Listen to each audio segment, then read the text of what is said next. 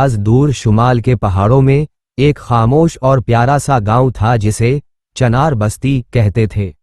یہاں زندگی بہت سادی تھی، لیکن گاؤں کے بیچ میں موجود ایک بوسیدہ سنگ مرمر کی مینار سب کے لیے ہمیشہ تجسس کا مرکز رہی۔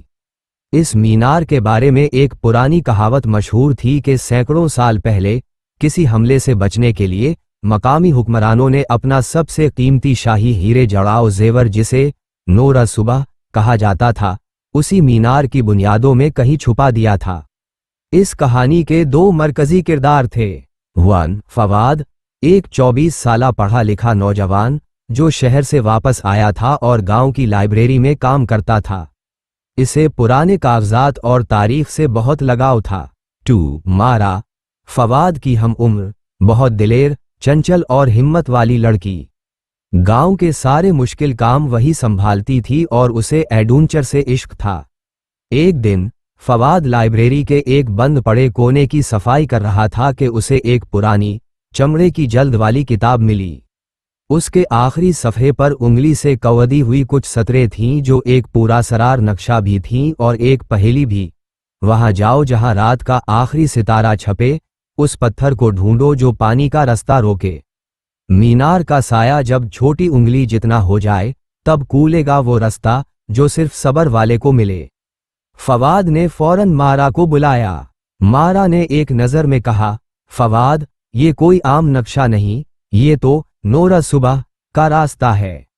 چلو، وقت ضائع کیے بغیر نکلتے ہیں۔ فواد نے ہچکچاتے ہوئے کہا کہ یہ خطرہ ہو سکتا ہے، لیکن مارا کی آنکھوں میں چمک نے اسے ہاں کہنے پر مجبور کر دیا۔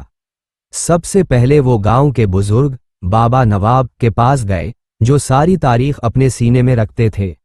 بابا نواب نے پہلے انہیں خوب ڈرایا کہ یہ ایک منحوس خزانہ ہے، مگر جب انہوں نے مارا کی پختگی دیکھی تو آہ بھر کر بولے، جاؤ مگر ہوشیاری سے، اور یاد رکھنا، خزانہ وہ نہیں جو چمکتا ہے، خزانہ وہ ہے جو بانٹا جائے۔ بابا نے انہیں ایک چھوٹا سا تانبے کا دیا اور ایک پتلی رسی دی۔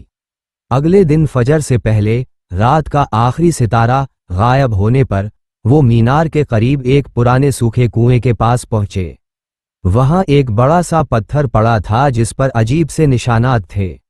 مارا نے اپنی طاقت سے اس پتھر کو دھکیلا جو پہیلی میں پانی کا رستہ روکے تھا۔ پتھر ہٹتے ہی ایک تنگ، تاریک سی سورنگ کا منہ کھل گیا۔